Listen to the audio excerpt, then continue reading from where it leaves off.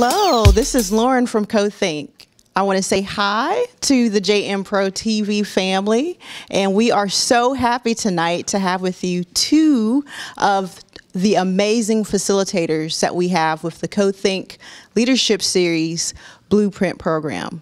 They include Marisol Jimenez, who's a native of Asheville, and we have our visiting guest, Miss Jada Drew, with Social Designs.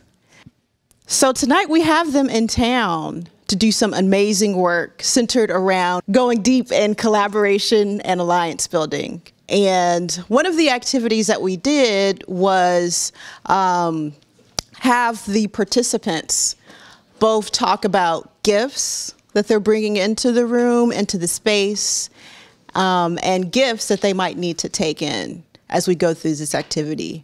And so I wanted to have Marisol and Jada both talk about the significance of starting this activity as we go through this exercise and some of the things that we can look forward to experiencing tomorrow. Sure.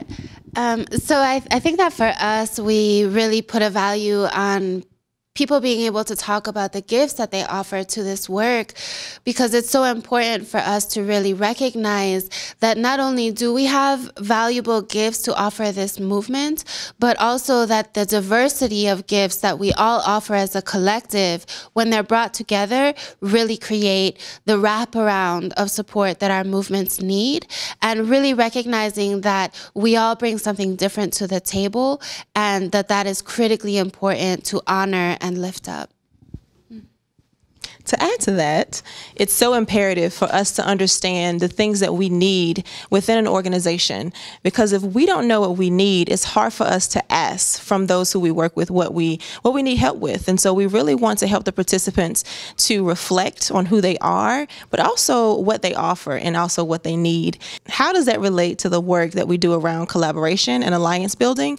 Well, it's very important. The participants need to understand how to analyze organizations and building collaboration. And it starts with knowing people first, starting with you and then working within the organization to learn others and deciding, is this a good collaboration? Are we good to collaborate on a level tier 1 or tier 2? And it all depends on what your outcomes are and how you connect with an organization based on what you've been able to analyze about each individual participant as well as the organization. Tomorrow, we're going to engage in that analysis and looking at organizations from a language, hierarchical position, also looking at communication. How do people communicate within an organization and what's valued? That's very important in going into an alliance with another group. And so in looking at those collaborations and looking at who you are, we really think that the group that we have with us is ready to dig deep and unpack a lot of things that we typically don't see at the top of the iceberg when we look at organizations. What are the questions that we can train ourselves to ask that will help us to build deeper, stronger, and more collaborative relationships? As you both started in this work, first of all, I want to say you guys are great. It's great to see women who are owning and running their own businesses and doing it with integrity. And I know a lot of times it can be a challenge to take that leap. And so as we talk too about, gifts that we're sharing and gifts that we need, for those who are out there who are wanting to make that transition, who might be a little bit afraid, what can you say to help them realize or give them the skills? I wouldn't say the skills per se, but what nuggets of wisdom do you have in doing this work to maintain your integrity, to keep on going down the path, and to do this meaningful work and to bless people along the way? And I'll start with Jada first, and then we'll go with Marisol. I'll share words of wisdom from Nelson Mandela. He said that he never loses. He always wins or learns. And when I first heard that quote, it hit me really hard because I'm very competitive. Love to win as far as when it comes to sports and card games and such, or even That's My Car, right? Do y'all know about that game? That was a tangent. But Nelson Mandela says he always wins or learns. And when I move with a sense of integrity and really working and putting people first, the competitive edge just goes away. Because if you're always learning, everyone wins together, not just individually. So I would say if there's a challenge that you're up against, really think about within that challenge, within that mistake, within that issue, whatever's happening that may be deemed negative in your life, there's always a learning moment in it. And the more you train yourself to look at the learning moment and how you can bring others in that learning moment, I think it'll really grow you, as that advice has grown me to be not only a successful business owner, but more so a person that is positive and successful in connecting people and really helping people to find their own catalyst for growth. I think it's a really interesting question. I would have to say that I stumbled into being a businesswoman. I didn't intend to be a businesswoman. I am an activist at heart. I've always been an activist at heart.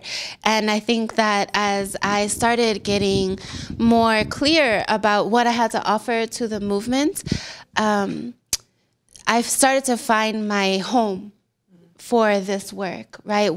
And my home in this work, what I mean by that is it was the place where my skills met my willingness to learn, met my relationships, met my heart, and also met the place where I had the most healing to do.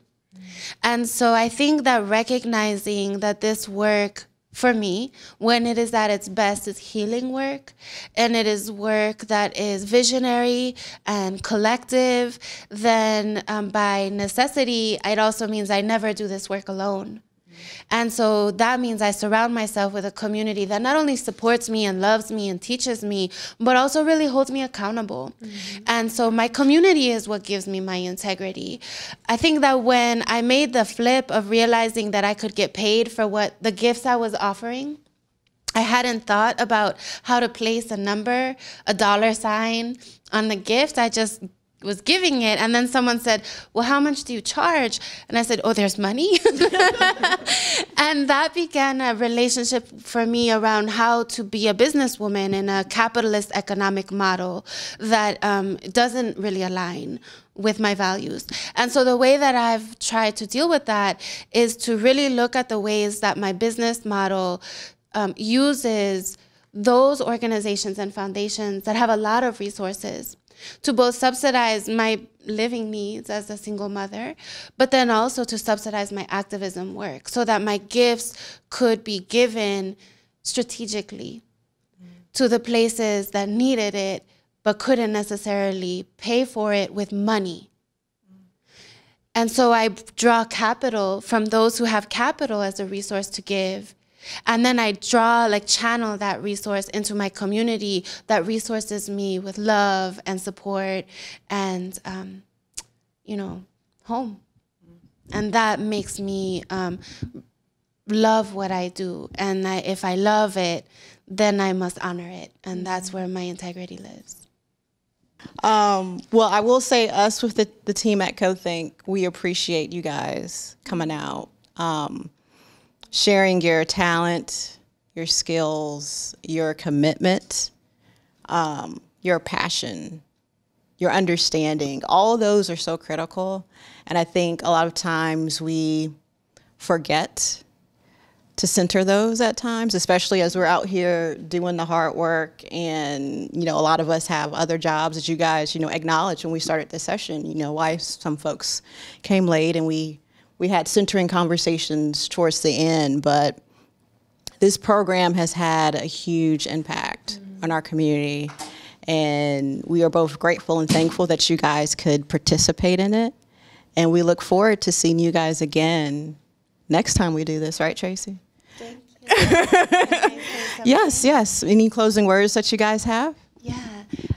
So I Absolutely. Well, first of all, love to thank Cothinkk, not only for connecting Jada and I so that we could learn from each other and be in this space with all of you, but also for the visionary work that Cothinkk is doing in our community. I think that there are not very many spaces where our communities of color, our Black and brown communities, are leading work, are leading the distribution of resources, are developing our own leaders, are hosting our own conversations.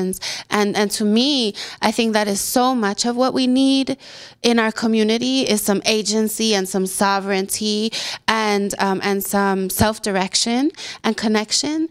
And I'm so grateful that that work is happening here and has been brought home by one of Asheville's own, right? Tracy.